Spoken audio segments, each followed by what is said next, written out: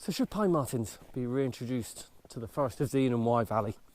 In this vlog, I'm going to talk about the potential benefits and potential risks to wildlife. There's often a concern about predators in an ecosystem because there's a perception that they might cause population decline.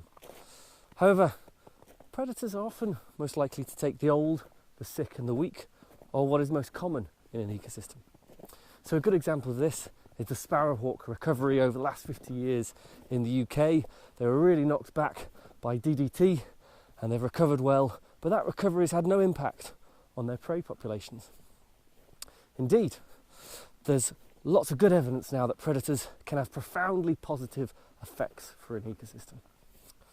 Pine martens are a generalist predator, which means they eat what is most common in an ecosystem. And this makes a lot of sense, to specialise on what is most common, most abundant, most available in an ecosystem, because that means you're just more likely to get a meal. By capping the populations of our most common species, predators can have profoundly important effects for an ecosystem. Good examples of this are things like sea otters, whose recovery has also led to the recovery of the entire ecosystem in those kelp forests off North America. Also, the wolf reintroduction to Yellowstone National Park, which capped the population of elk, changed their behaviour and had profound positive impacts on the entire ecosystem.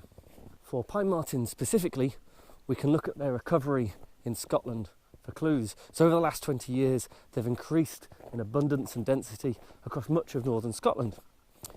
Over the same 20-year period, woodland birds in Scotland have been doing much, much better, bucking the national trend, a real conservation success story, which really goes to show how pine marten conservation and woodland bird conservation, one of their prey species, can and should go hand in hand.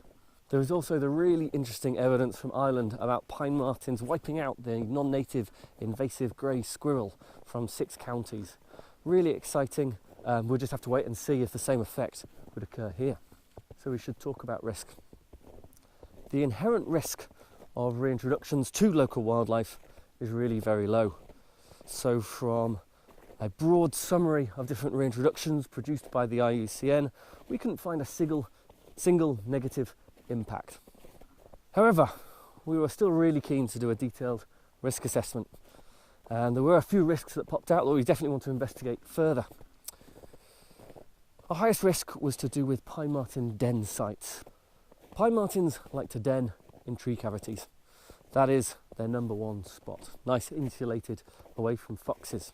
However, if tree cavities aren't available, they will use other places. For instance, in Scotland, they do go into attics and abandoned buildings, and this can bring them into conflict with bat roosts. So if the Pine Marten project did go ahead, we would have to make sure we could stop them from getting into the important bat roosts within buildings in the Forest of Dean and Wye Valley.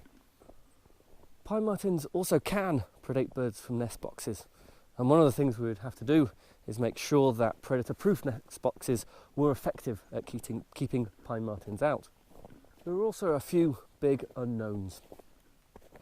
For instance, we know that bat predation by pine martens is very, very low, just 0.02% of diet.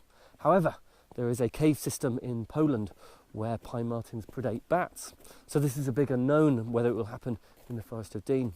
So if the project does go ahead, we'd have to make sure that we had a strategy to mitigate against this risk if it did occur. For instance, perhaps the trap and translocation of problem animals.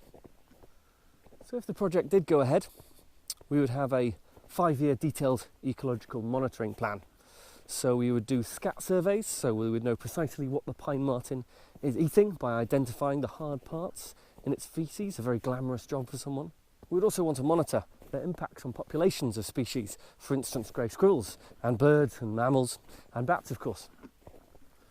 Pine martens are a recovering native species and they will get here on their own eventually. So the alternative to a reintroduction is to wait to see if further evidence comes to light about the potential risks. However, if we do just allow them to get here, it might be more difficult to raise funds for things like monitoring and mitigation. I hope you've enjoyed this vlog. The next vlog coming soon. Thanks a lot.